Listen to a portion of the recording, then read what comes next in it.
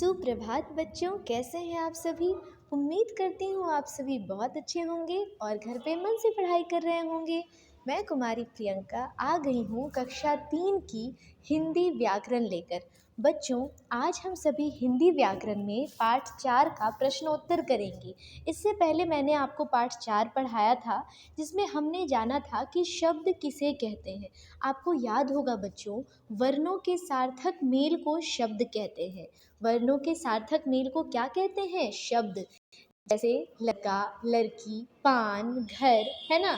इसमें अगर हम वर्णों का एक सार्थक मेल बनाते हैं तो उससे क्या बन जाता है? हमारा शब्द। ठीक है, तो आइए आज प्रश्नों को हल करते हैं। ठीक है, तो आज का हमारा पहला प्रश्न है, नीचे दिए गए शब्दों में एक शब्द आपको दिया गया है यहाँ पे, जैसे कि लिखा हुआ है काम।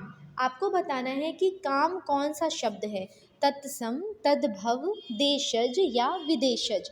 तो बच्चों, मैंने आपको बताया था हिंदी में प्रयोग आने वाले संस्कृत शब्द को हम तत्सम शब्द कहते हैं, यानी वैसे शब्द जो संस्कृत भाषा से हिंदी में आए हैं उन्हें हम कहते हैं तत्सम शब्द। और तद्भव क्या होता है? तो तद्भव तत्सम का ही बिगड़ा हुआ रूप होता है, जिसे हम तद्भव कहते हैं। ठीक है, जैसे कि काम का तत्सम क्या हो जाएगा? कार्य, है ना। यानी कार्य का बिगड़ा हुआ रूप ही काम है, इसीलिए काम तद्भव शब्द हो गया। देशज कैसा शब्द होता है बच्चों? तो वैसे शब्द जो हम अपनी बोलचाल की भाषा में प्रयोग करते हैं, है ना। जैसे लोटा, कचौरी या फिर कई सारे ऐसे शब्द हैं जो हम अपनी बोलचाल की भाषा में प्रयोग करते हैं। विदेशज शब्द क्या होता है? वैसे शब्द जो विदेशी भाषा से लिए गए हैं, जैसे हॉस्पिटल, स्कूल, ये सारे इंग्लिश के वर्ड हैं, है ना, लेकिन हम हिंदी में भी इसका यूज़ करते हैं।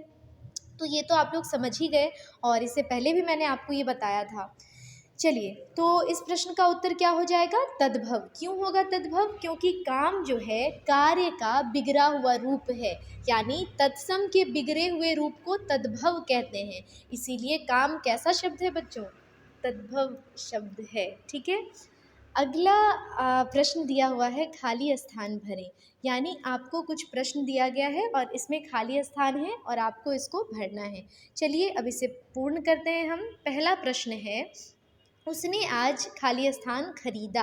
अब इसको करना कैसे है? तो ब्रैकेट में आपको तत्सम शब्द दिया हुआ है, इसका तद्भव लिखना है। ठीक है, तो चलिए, कदली का मतलब क्या हो जाता है बच्चों? केला, है ना। कदली का मतलब क्या होता है?